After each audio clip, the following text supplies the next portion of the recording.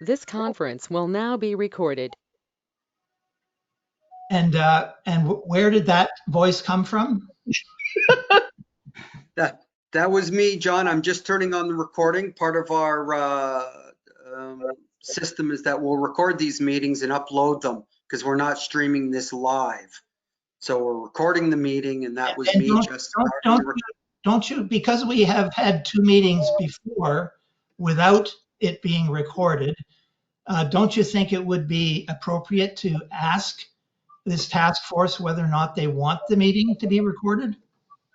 I believe it was included in the agenda that because no one can physically show up as would normally be the ability, people could show up to a meeting because it's published on our website.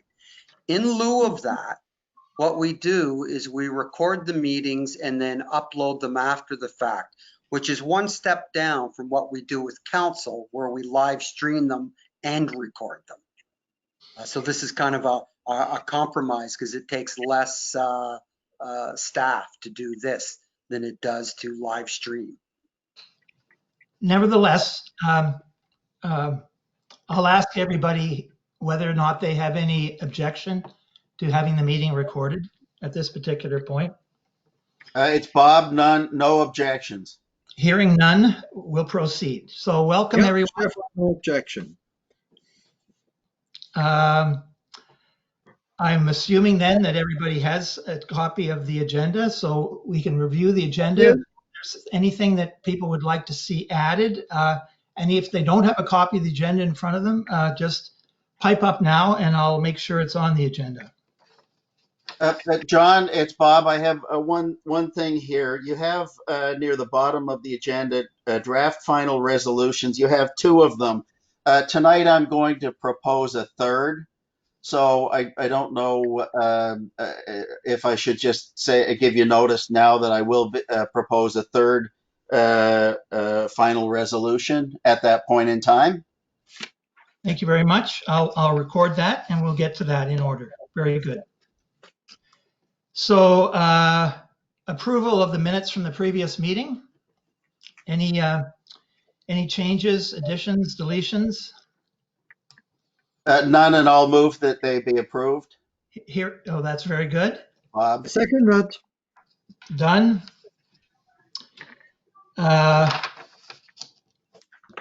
So the general topics that have been originally assigned to the task force, as if we need reminding of this at this point, are the ranked ballot voting matter and the ward system voting matter.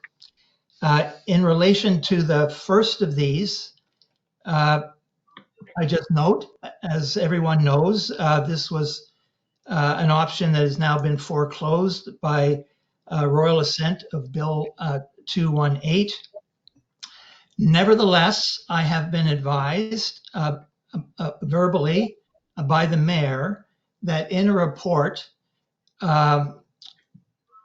which I'll speak to later, which we will assemble for tabling with council, we will go through some of the pros and cons of that, and perhaps as well reach a resolution of the task force to advise council on. So it's, although it's off the table, it's still on our table.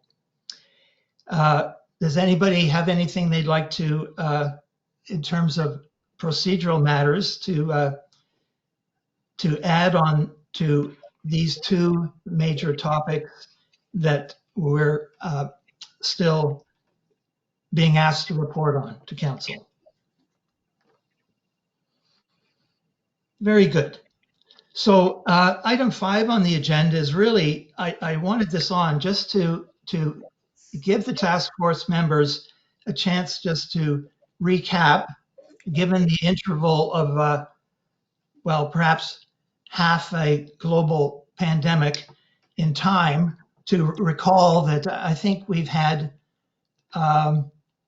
representations externally to date only by Sharon Martin, who attended one of the meetings, and Ralph Manktolo, who attended one of the meetings. Both of them expressed themselves quite clearly on the two topics. Neither of them, to my knowledge, I was hoping Peter King would be on board to confirm this, none of them tabled written remarks. So our recollections of those will have to stand at this particular point as we make reference to them in a draft report, and we can firm those up if and when the opportunity arises to do so. Right. But we've had, I think, some discussion about both of these topics. But I think it's fair to say that the meetings in which the councillors attended were fairly general in nature, and were really seeking the advice and opinions of the two councillors. And I think those representations took up most of the meetings, as in my own recollection of it. So, are there any other comments that people would like to offer at this particular point? Stefan, Bob? Oh, Peter King has signed on. If Peter can hear us, if you hit your speaker button, that would be much appreciated. Or using the new word that's been introduced to the English language, unmute yourself. Very good. Peter, how are you this evening? Peter, can you hear me? Can anyone still hear me? I can hear you, John. Yes, John. Well, if Peter has the same delay involved in his connections, then perhaps he will come live with us in a moment or two. I think we all experienced a little bit of delay here. Right. So that's good. John, Yes. may I make a suggestion? In the agenda, we would talk first about ranked ballot and second about the ward system voting. My suggestion is to reverse the sequence. My suggestion is that we first make a decision whether we would go for a ward system or not, because that will strongly influence when we talk about the ranked ballot. I will. What do you think about that, Bob? I don't care which order these are spoken about in particular, and I must confess, Stefan, you'll have to enlighten me later about how these are connected. But Yes, I gladly do that. Yeah. Bob, do you mind them being spoken of in that order? Absolutely not. No. It's possible, though, that my suggestion for a third resolution makes all of this mute. But you've all received the material that I prepared with some suggestions and some information, my feelings about a ward system. So I'm happy to talk about it whenever you want. Yeah. And Yeah. Stefan, I would maybe interject here that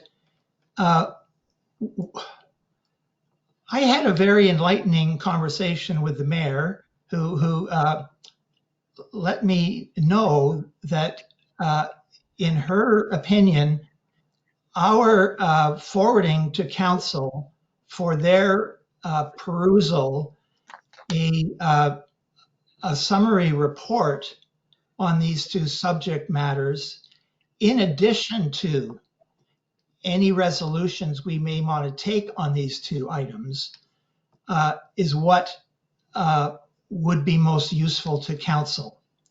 And with that in mind, maybe I'll just skip ahead just to put that into context, Stefan. I would propose as one of the later action items that I can at least start a first draft of some sort of report, which briefly recapitulates the pros and cons of these around these two matters, and then deals with the matter of resolutions that the task force may take on that.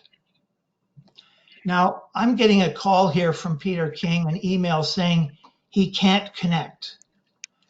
And although it says he's connected here, perhaps I'll get back to him and just ask him if he would try again. Oh, please try again.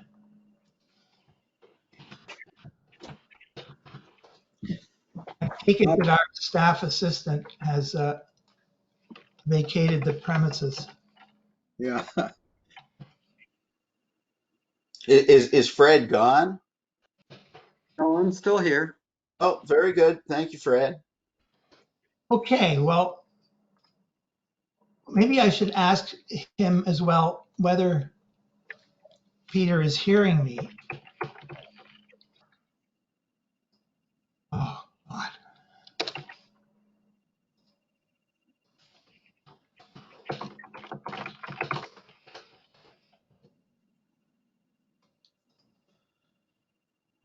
Perhaps I should just give up. Yeah. Now, where am I? Do you want to take a minute and see if we can sort Peter out, John? He would appreciate it, I'm sure. I don't Okay. quite, I'm sure you have his email. So, So first of all, Peter, if you can hear me, I see that you've got your mic on, but if we can't hear you, or hopefully you can hear us, try logging out initially and then logging back in. If you log in, please be sure you're using the Chrome browser, and we'll try that as a first step. If that isn't successful, we'll see what we can do from there. So please try to log out, Peter, and re-log in, and ensure you're using Chrome as your browser. Great. And while he's doing that, John, I don't know if you want to carry on with the meeting yes, or not. And in the I will. meantime, I'll try to email him. So the reason I mentioned that, Stefan, is that I think getting a report together, and especially in Peter's absence, it wouldn't be appropriate for us to move to taking a resolution or a vote on a resolution on either of these matters with only three of us on board. I mean, we could do so, but it would be, I think, impolite to Peter when all that's standing between us and communication with Peter is probably a telephone call.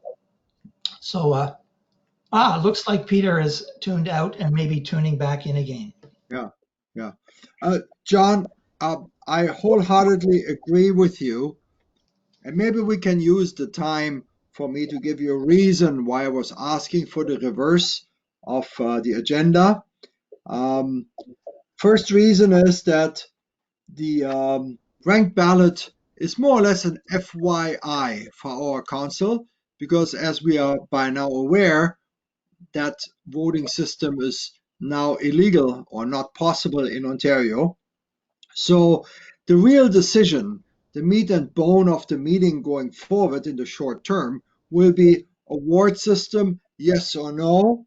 If yes, 3 or 4 wards. So once we get this behind us, then it may have some influence on the ranked ballot, because maybe a ranked ballot system may be more appropriate for a non-ward system or for a ward system. So my suggestion is, let's move on first with the discussion regarding ward system, yes or no. Point 2, 3 or 4 wards, and then go on to ranked ballot. That's just a suggestion that seems to me logical and clear. I'm also basing that on Bob McRae's notes, which he sent to us, which I absolutely like, and they totally make sense to me. I hear you, Stefan, but I just say once more that I think we should have this discussion of the ward system voting. Yeah, When Sharon and Ralph Mantelo were visiting and making their representations, they spoke very emphatically against a ward voting system, and has given us at least the rudimentary rationale for why they thought so. To balance with that, we've got a very succinct description by Bob McRae of what the positive merits are in his viewpoint. So um, I think we can frame up the pros and cons in a kind of a report manner, but we're still, I think, going to uh, not be able to resolve the matter of ward system voting in terms of a resolution from the task force without Peter on board. I just don't think when we're down from 5, because someone has stepped off the task force, to go down to 3 just because of we're not using a platform like Zoom, which seems to be so much more efficient. So it's yes. unfair to penalize Peter. But John, I totally agree. I totally agree. And I even would even suggest, and you make a good point, if Peter is unable to join, I suggest we close the meeting, reschedule it. And I have to chuckle, right? This is one of the things where I'm torn between being a politician and the president of a private corporation. I have not been in a go-to meeting for probably a year. So why is the public sector using a technology? So right, yes, let's it's, do a Zoom meeting and let's move on, you know? I agree with you. John, And this is kind of like the most primitive of the primitive new technologies. John, Yeah. Yes, Bob. John. Is No, that Bob? it's John Creelman here. Yes. So I just to let you know, John, I'm not going to entertain Stefan's idea about cutting the meeting off at this particular point. I really appreciate the fact that you, John Creelman, and Sharon Martin have tuned into this meeting again, and I would like to at least let us fulfill this item 6 on the agenda, which is to welcome uh, John and Sharon, if she wants to make a representation on these 2 subject matters, and to emphasize to both of you that we would really appreciate those representations if you could as well send them to us in writing in abbreviated form, and I will make sure that those representations are reflected in whatever draft report we bring forward to council. So I'll turn it over to you, John. I just wanted to make sure you know the chair was not going to cut you off mid-meeting. I appreciate that. First and foremost, I don't think you should be feeling pressure to make decisions tonight on anything. This is a process that may take a few meetings to work itself out. And I am not of the view that you should be big-footed by the opinions of members of council on this issue, including myself. You were appointed as an independent task force to look at the issue and to make recommendations to us. We can make submissions to you, and you are perfectly free, in my opinion, to ignore them. So having said that, I'd like to speak to the 2 issues that are before you. Number 1, the rank ballot, and number 2, the ward system. The rank ballot has been unceremoniously taken off the table by the provincial government, and I think some background is required here. It was originally provided for in the Municipal Elections Act by the former Liberal government. The only municipality to avail itself of the opportunity to elect a council by way of rank ballot was the City of London. I think the consensus was, notwithstanding a few bumps in the road, it was a success.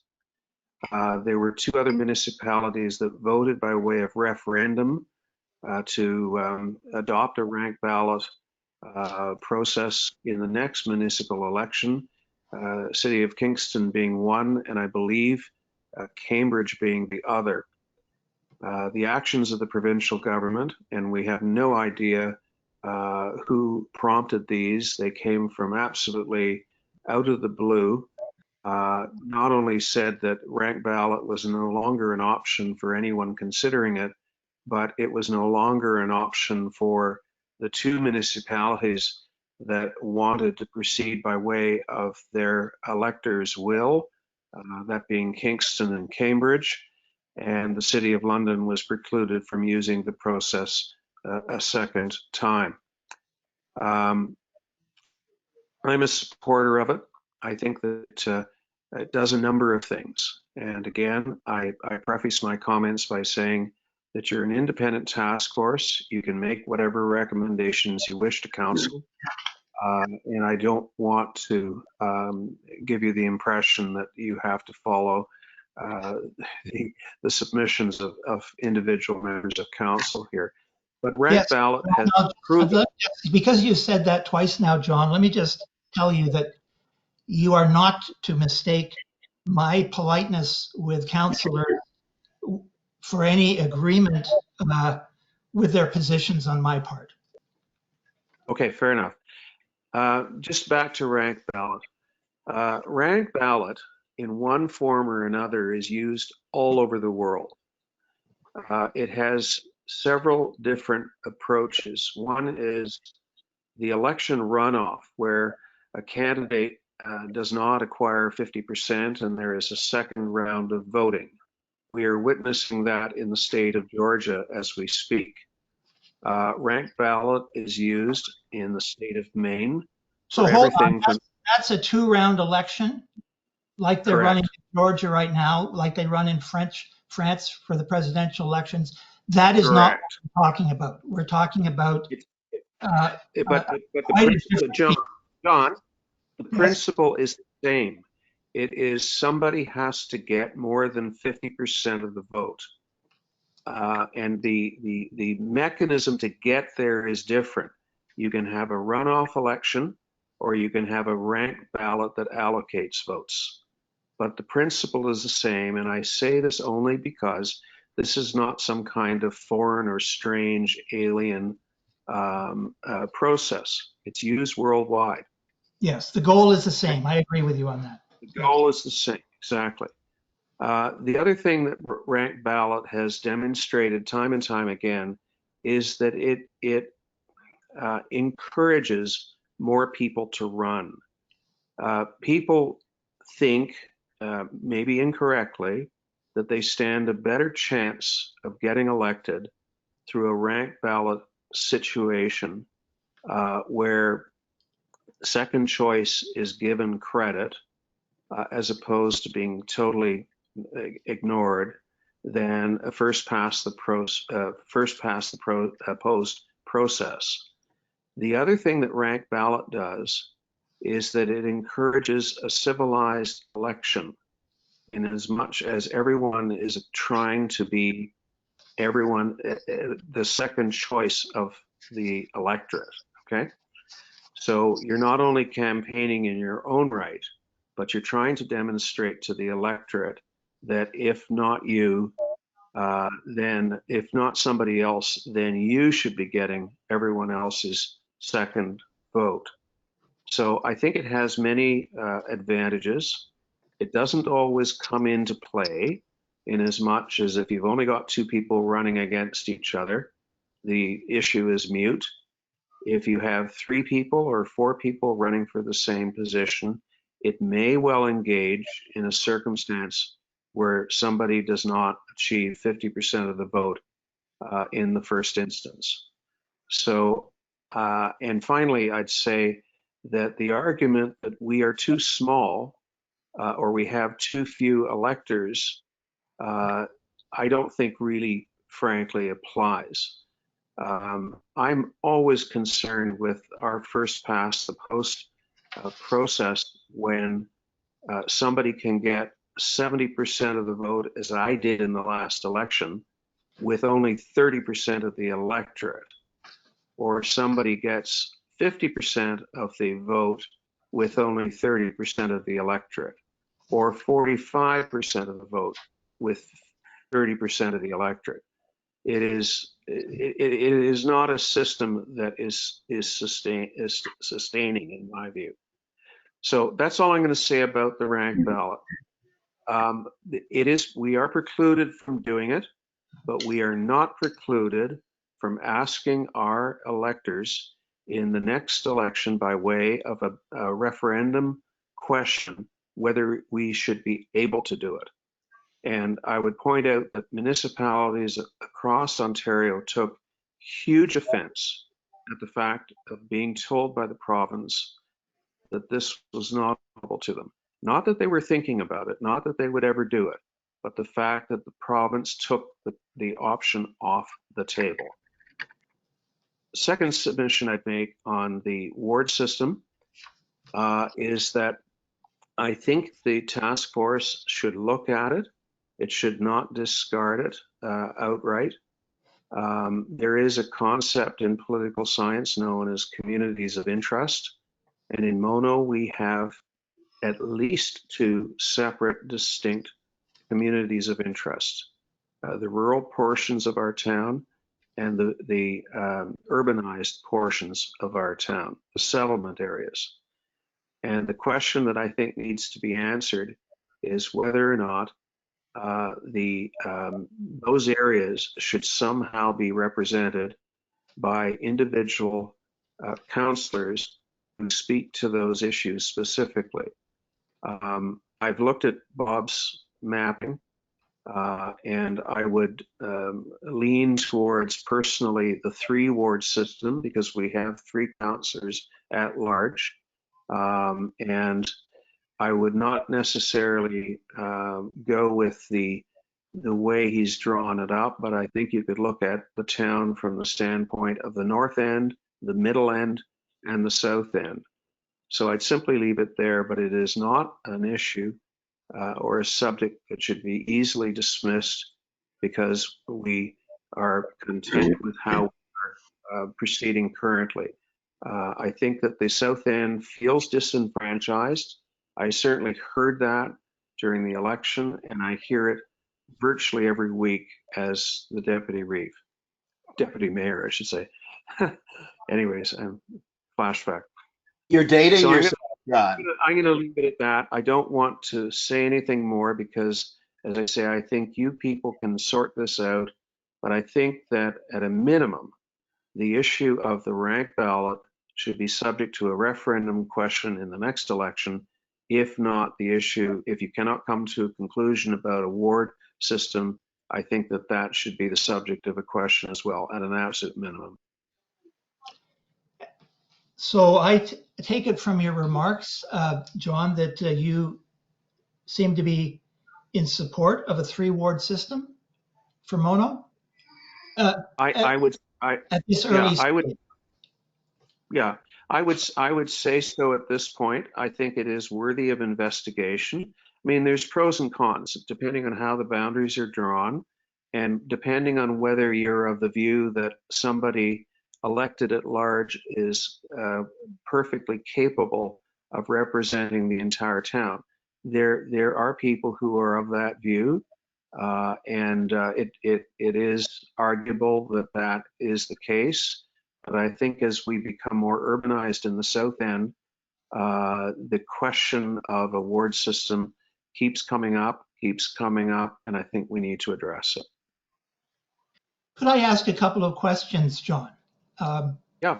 On the ward system, you know, I kind of took from some of our earlier discussions that there was a bit of a feeling that expressed, uh, contrary to what you're saying, that this was getting towards a little bit of identity politics, and that it's there's settlement and there's rural, and while that seems to be the direction we're all going these days, I wondered, do you not see any other particular identities in Mono that similarly deserve representation? I think in particular of lumping all of rural together, uh, whereas within rural, there is a farm community and there is a non-farm community.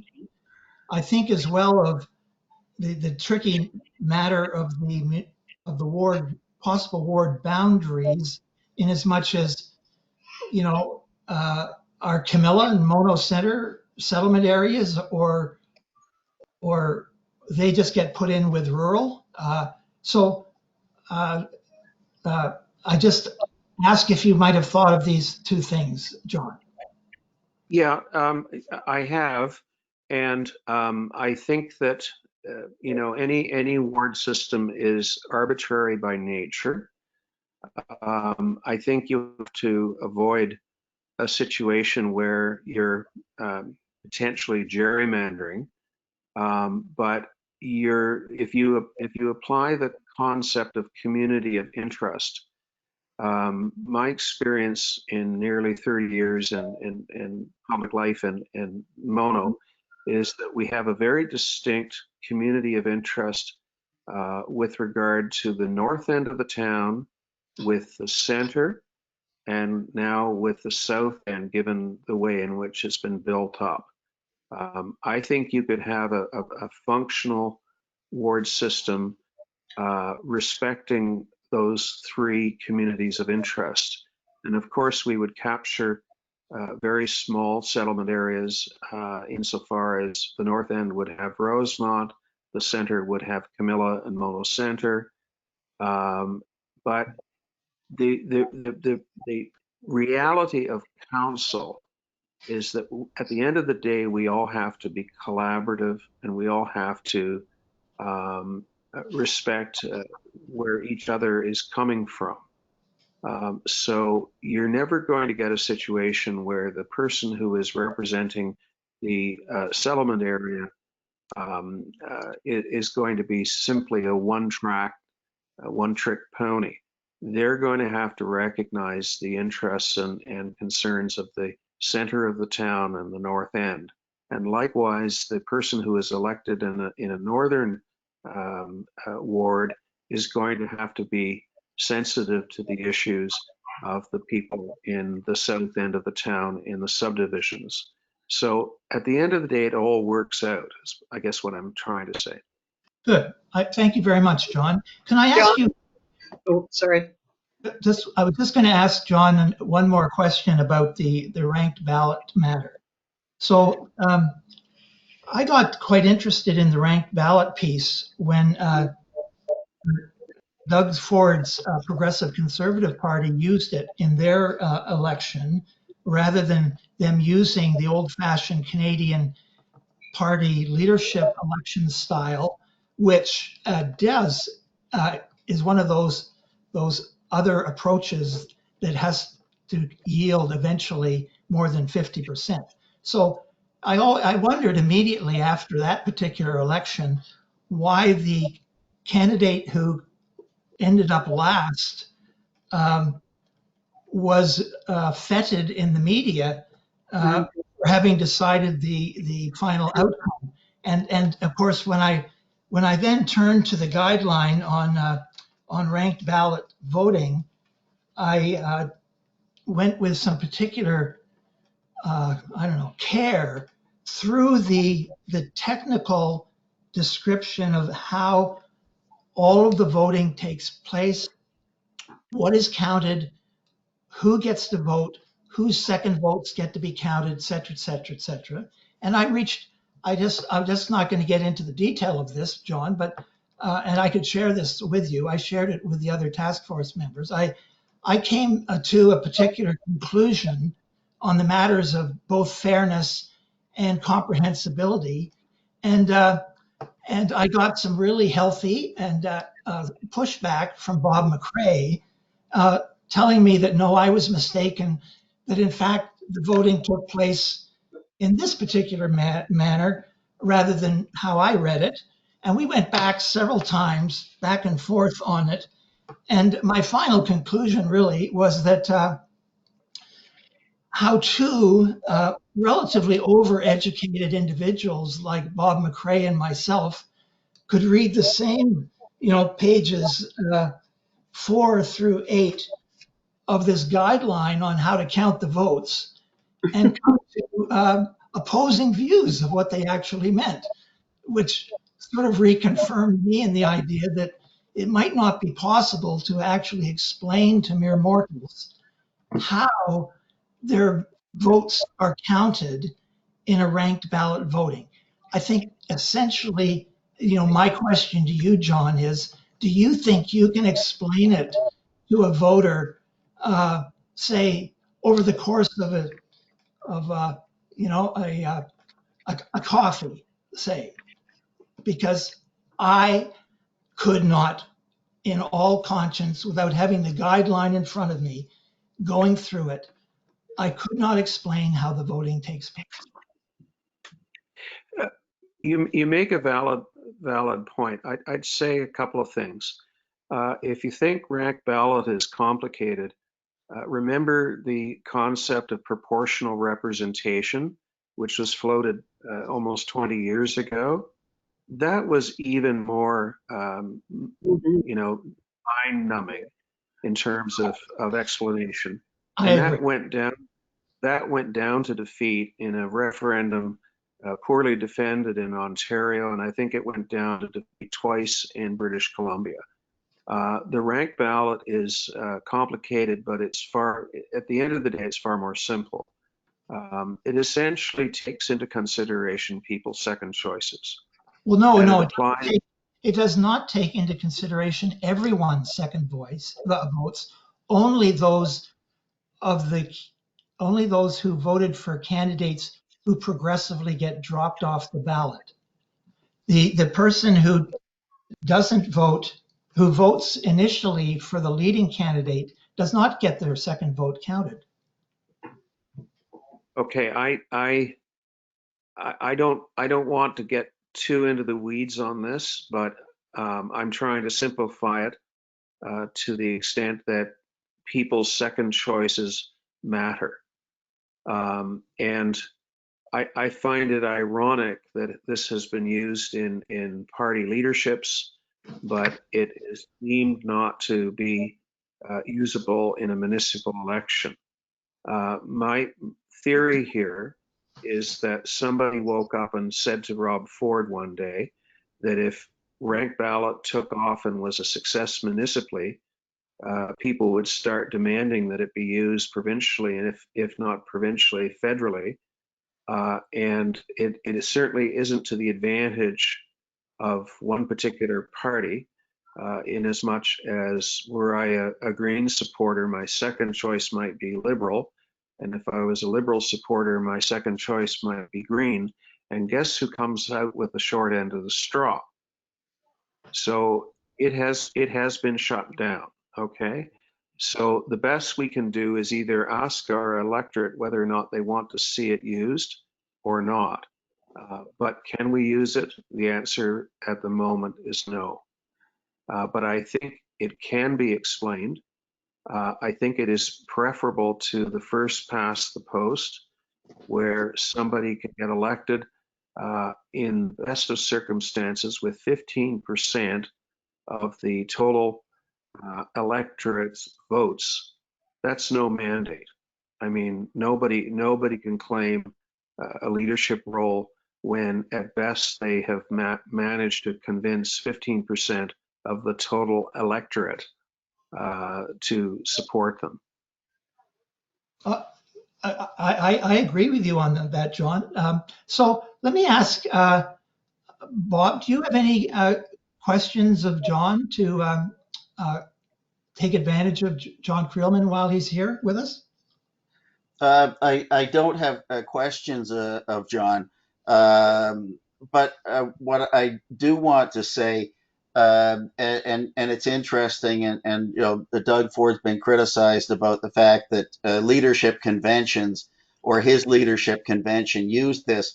I've been a member and a participant in the provincial Conservative Party and the federal Conservative Party for quite some time now, and leaders have been elected to get insisting that they get 50% of the vote for decades now. And the ranked balloting was simply done to make it simpler. I remember some leadership conventions where we voted once, and then the person who got the most votes did not get 50%, and we physically had to go back to the election hall and vote a second time. And that, so you know, this is not new for those.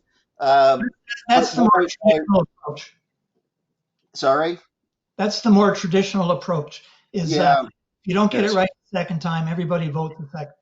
If the first time, everyone again votes the second time. Exactly. What I do want to say, and you have the material that I put together on this, and you know, John's thought. You know, I did two alternates. As a discussion point, 3-ward system, 4-ward system. 4-ward system, I mean, I'm not proposing that we increase the number of people on Mono Council. And the whole thought of a mayor appointing a deputy mayor, I'm not sure that's the right way to do it. I think John's idea about a different 3-ward system is a good one.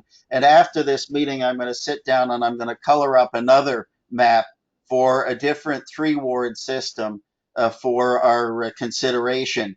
But one of the things, and when I said at the beginning of the meeting that I was going to propose a third resolution, in fact, is similar to what John Creelman has suggested, and that is that I don't believe that this council, we know their feelings on it. They are not going to, I'll put money on it, and I'm not a betting man, but let's call a spade a spade. They are not going to vote to change the system that we've got now. But what I would propose and what I was going to suggest as a third resolution, which I think we should discuss at a future meeting, is that the town of Mono have a referendum question on the 2022 election ballot, asking residents a preference between the current system, a ward system, or a ranked ballot system. So John brought that up, so I think it's appropriate that I bring that up now. It would be a non-binding referendum, of course, but it would give the new 2022 council some direction. So that was going to be my suggestion for the third. You know my feelings about a ward system. I've run in 2 elections. I will not run in a third one. But in both of them, I was quite vocal and insistent that a ward system, and you've read my words there, ward system for balanced direct representation in Mono. You know my passion, that is my first choice. But second choice would be to have this as a referendum question in the next election. I've written that John, down as a possible resolution to add, and for our later discussion when we come to talking about resolutions. Thank you very much, Bob. That's a very good suggestion. Thank you. John, if I could just say a few things in parting. It's a little known fact that the town of Orangeville used to have a ward system. 100 years ago, it had a ward system. And I'm sure the ward boundaries made absolutely no sense whatsoever. And they stopped using it. They never passed the necessary legislation to stop using it. And a mischievous lawyer about 20 years ago, almost 25, 30 years ago, raised the fact that they had illegally elected councils for 75 years without reference to the ward system. And a private bill had to be brought into the legislature to make it all right. I found it amusing at the time. But that's to say that if you do go with the ward system, you have to draw your boundaries so as to represent communities of interest. And the boundaries have to be, explainable and rational from that standpoint. Just back to the ranked ballot, Canada is the only country in the organization of I forget the International Organization of Economic Development, I think, that clings to its first past the post process. Every other country has some form of either a second round to achieve 50% or a ranked ballot or a combination of both. So we're clinging tenaciously here to a dinosaur whose time is running out. OEDC, I should say. That's the organization. And in an ideal world, can I get ideal world,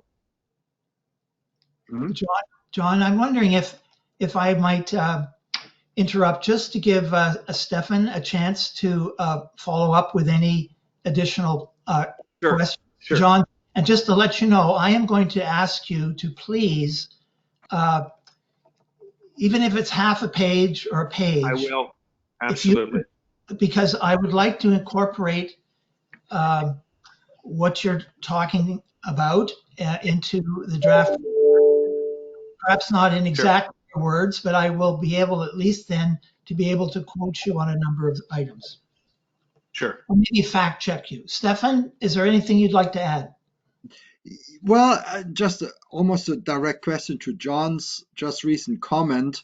I didn't quite understand it because it depends obviously on the level of election. But when you look at the highest level, what we would call a federal election, actually most OECD countries use the first past the post, like the United States, like France, like the United Kingdom. That is a traditional system. It's more like the younger democracies, such as Germany, Latin America, Eastern Europe. They use a far advanced system to properly elect their parliaments. So, but it also makes a difference, right? A system how to elect your federal parliament may be different how to vote for a small municipal parliament which represents only, let's say, I don't know, 5,000 people. So I'm not sure whether a direct comparison between the highest level and the lowest level of election makes sense in that context. That's very, very Stefan, you're actually correct. And the OECD comparison works to a point. To take United States as an example, the only exception is in the state of Maine, where they do a ranked ballot. But that throws a spanner in the argument that the United States is a pure first past the post democracy. In Canada, we are a pure first past the post democracy. And in Germany, as you're aware, there's allocation of seats in the Bundestag dependent on the percentage of votes garnered by a particular party. I think that the level is 20%, if my memory serves me right. But my only point here is that we've got to evolve and move on from what we're currently doing because, frankly, it has no credibility and increasingly less credibility.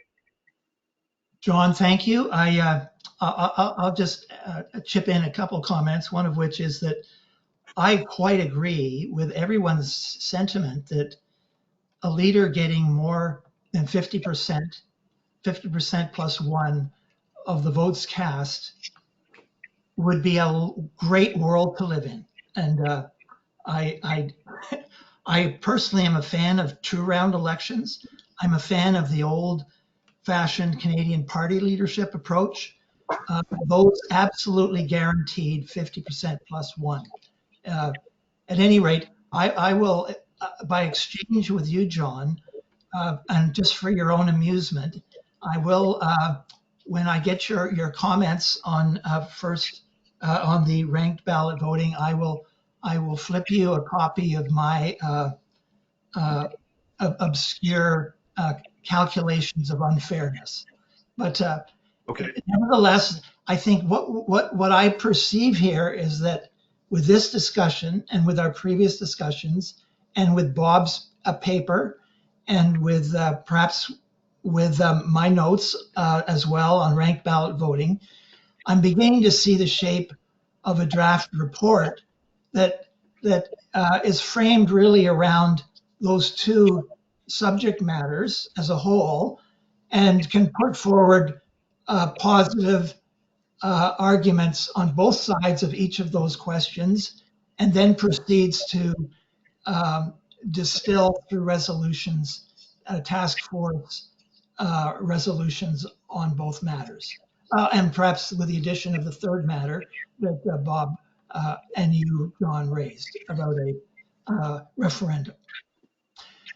Thanks, and I'm gonna sign out now. But one thing to consider as well is, I think council would be welcoming a recommendation to affirm the or not the process of election, i.e., the internet that we used last time, coupled with in-person voting at the at town hall. And certainly would welcome any recommendations that you would make with regard to increasing voter turnout, voter engagement from insofar as the process of voting is concerned. Any of those things I think are within your mandate. Personally, I like the internet voting, but it has to have a backstop in terms of in-person opportunity as well. But I'll just leave that with you and wish everybody a wonderful evening. Thank you very much, John. And I'll just finish by saying the voting cannot be done with GoToMeeting technology. Well, Thanks, John. especially Thanks, because John. they changed the format of it, and I cannot navigate this new interface. There you go. It's all there to help us. Sharon, while Thank you. you're here as well, can I ask you whether or not you have anything additional to contribute to our discussion? And secondly, whether or not you might be willing to jot down a few of your thoughts on these two topics for our consideration for inclusion in the report we bring forward to council. Sure, I'll be really quick, and I'll just hit the topic. The ranked ballot. I'm really I'm waffling about the ranked ballot. I'm starting to think that it might be a good idea. However, I don't. It's fine to look into it. It's fine to study it, but right now it isn't going to happen. So this can be background stuff that you're doing, but don't spend a whole lot of time on it because you're not going to be able to do it. Right. As far as the ward systems are concerned, um, I would hope if it ends up happening that it would be like county council, where you come from different areas, but you're not there particularly for your own business, for your own things that are going on in your municipality. You are there for the whole county, and it would have to be the same way. I don't think you can do that with the structure we have now at our table, at our council table. I don't think you can do that. I don't think you can divide it up 4 ways. How do you do that? Is the mayor running for one area and the deputy mayor for another, and the three stooges, are they running for what? I think that there's more to be done for the southern area, for our southeast area, and more to be done in the sense that when I was in that area, I had to convince someone that they lived in Mono. Right. Exactly. Absolutely, I had to, because, and they said, "Oh no, we're in Orangeville." And I thought, how could you not know that? But they pay the way they pay their mortgage through the bank, the taxes go. They don't have anything to do with it, so they don't even know. Anyway, I ran into that a lot of times, and okay, a lot. So 3 definite times, and a couple I was pretty suspicious of because they really didn't want to talk to me. But anyway, that's neither here nor there. I just can't get excited about a ward system. I think that there are other things that we can do to make things.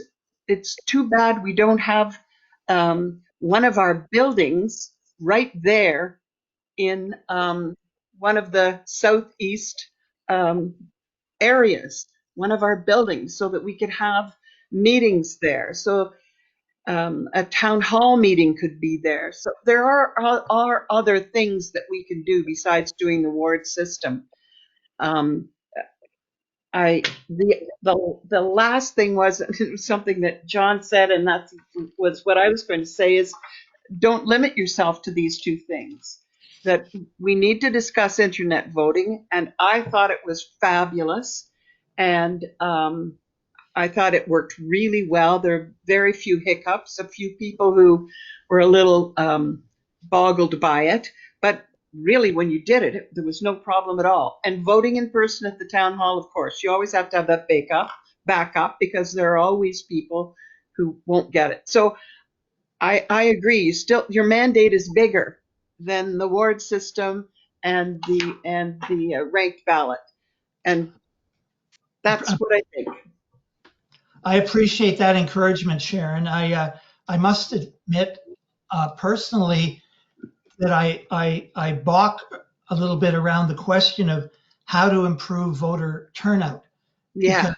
Because if 5 politicians working with the council of Mono haven't figured out how to improve voter turnout, I'm not quite sure how our task force is going to come up with any silver bullets. But I will not shirk the question. I will include it in the report, because what I'm hoping to do is draft something, and then have Bob and Stefan and Peter, have the time to think it through, add to it, and then I think we can have another.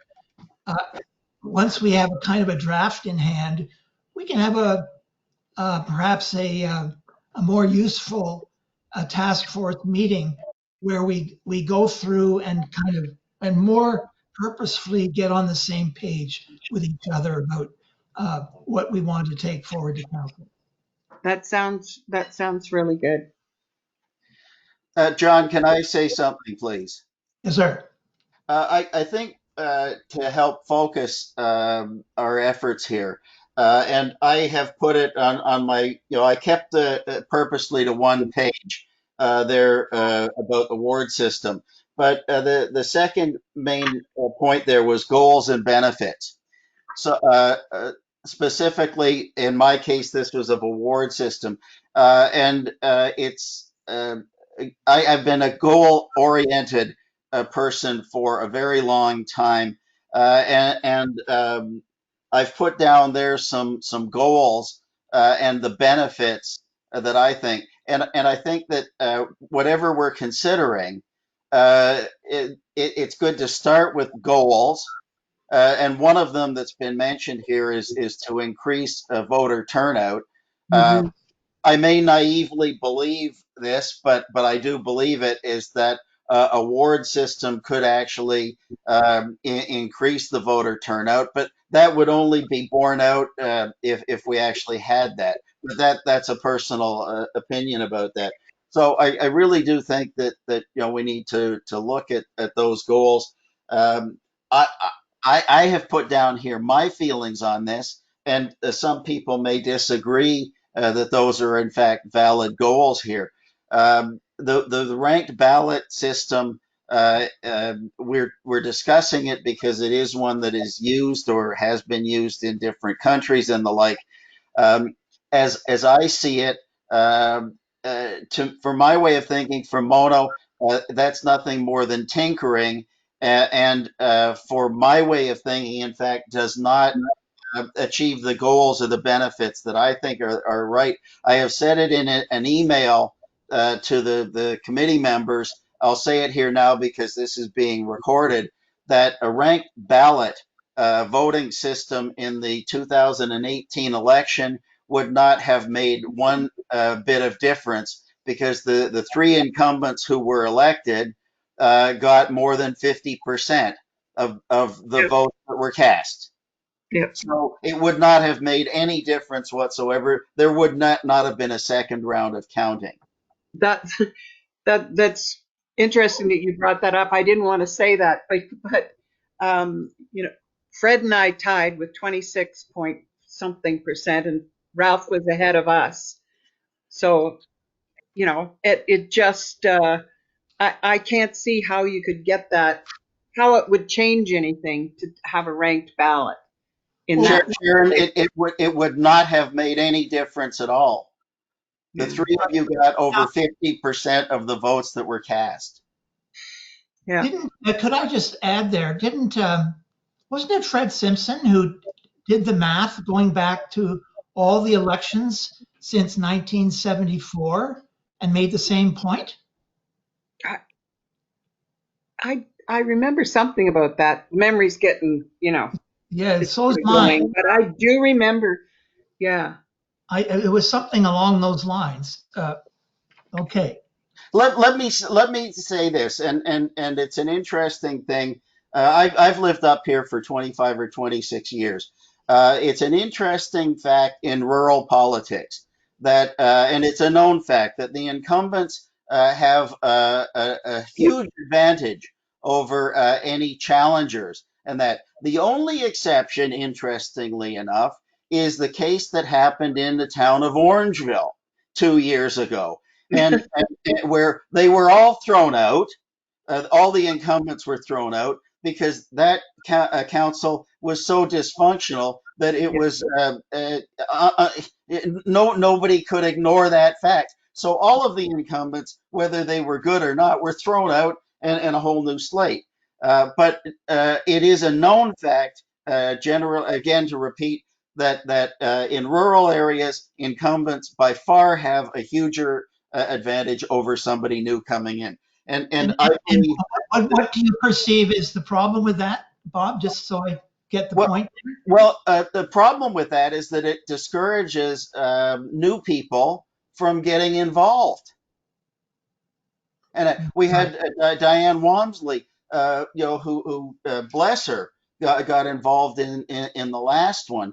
But it absolutely discourages new people and other people from getting involved in it. And that to me is a problem. Well, Or- to solve that, the only way we'd be able to do it would be to have we'd have to then have identity politics around newcomers and oldcomers. Yeah. Like Well, we'd have to flip it somehow so that that older votes count for older candidates or something like this. I mean, which I know you're joking, so that won't happen. But well, right. Of course I'm yeah, joking, but yeah. But it is it's a known fact. well, that's right. But John, I tell you, from my point of view, someone who lives on a farm, it's an operating farm. We run our own farm books.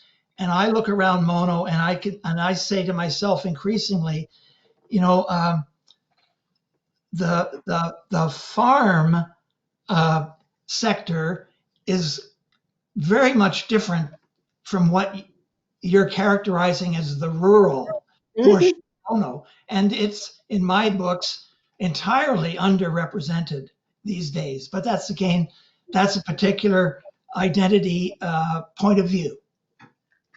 John, Yes.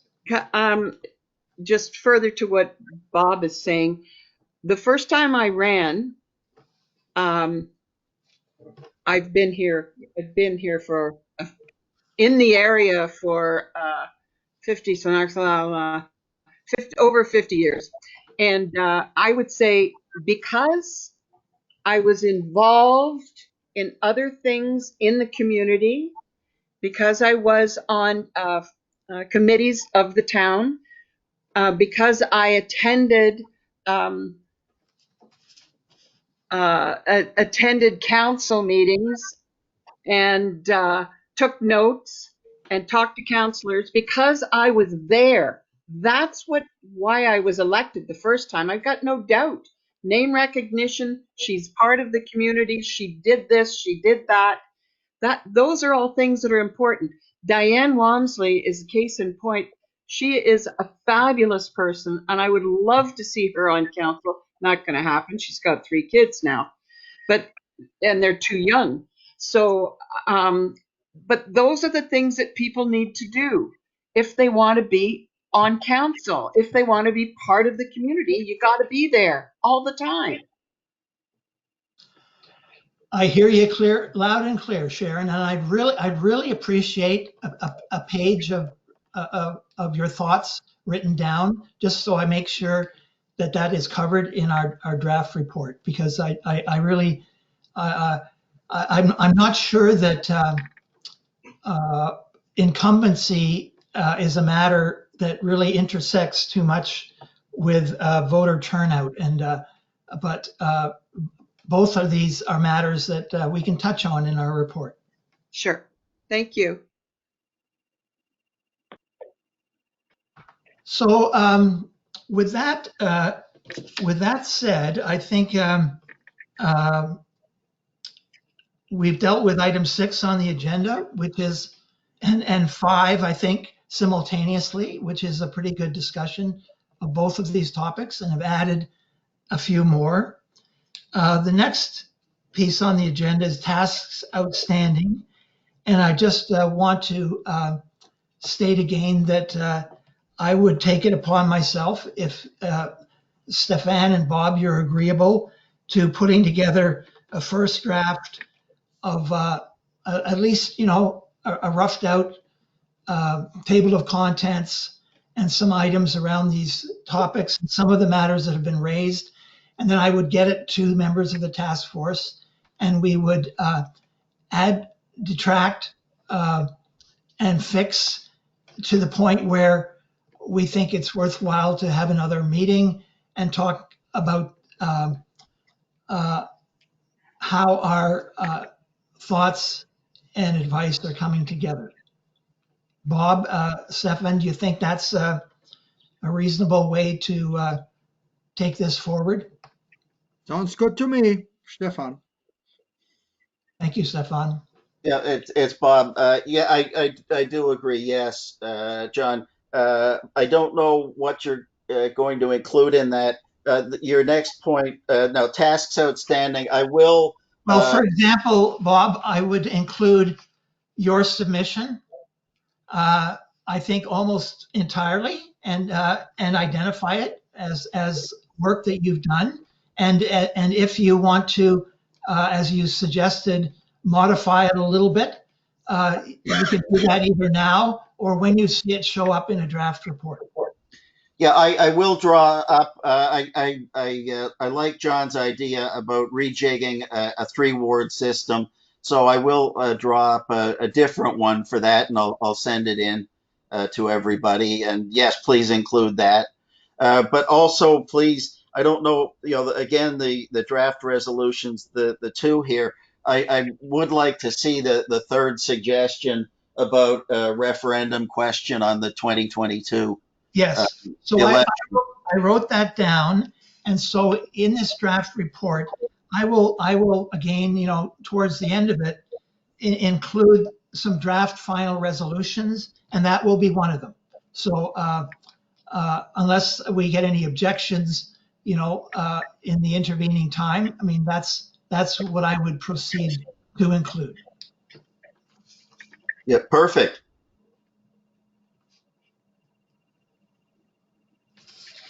Yep, great. Thank you. Well, with that having been dealt with, and I don't think there's any other business arising. We've added the item that Bob wished to under item 8 on the agenda. In Peter's absence, I will try to, I think we're supposed to come up with some minutes. I'll put together something which I hope is as brief as Peter's were the last time and get that done, and get on to the more useful matter of drafting something for us to discuss. John, if it's okay with everybody, I wrote down some words about the suggestion for a referendum. Let me send you an email with a suggestion of how that resolution could be written up, if that'll help you. Yes, I've got jotted down here something along the lines of a resolution that the town consider a non-binding referendum on what I heard to be a suggestion around almost all of these matters to do with ward uh, ward system voting or not, or the current system, and the current voting system or an electoral reform. A ranked Ballot. voting system, so that it's framed around all of this subject matter, so that if the council, in fact, doesn't wish to take any decisions, but wants to kick it further down the road, and they can do so through a referendum. Yeah, John, I think that's good. I did, yeah, I wrote the 3 down. The question of current system, ward system, or ranked ballot. You've said those. I think that's perfect. Good. I'll draft up something along those lines. With that said, I wish you all a safe December. Thank you. You too. May we stay in the same color, whatever that color happens to be at the present time. I hate to be the bearer of bad news, but the word on the street is that Friday will probably go to red. Well, yeah.